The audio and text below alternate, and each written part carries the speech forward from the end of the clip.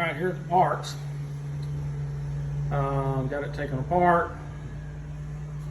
I don't think I'm going to take the pin out of this. I'm going to try cleaning it with the pin still in there. There's that.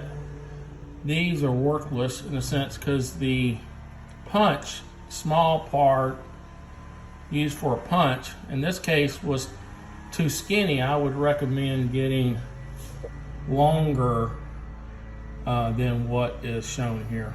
So, but here something broke. I didn't see anything break, but I don't even know if it's part of this set, but it appears to have broke something.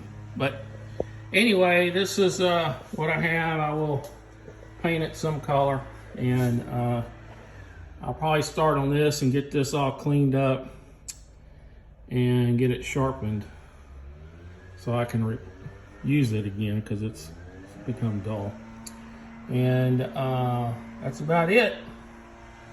That is going to be it for today. I'll work on this later. Thank you. This is Murray out.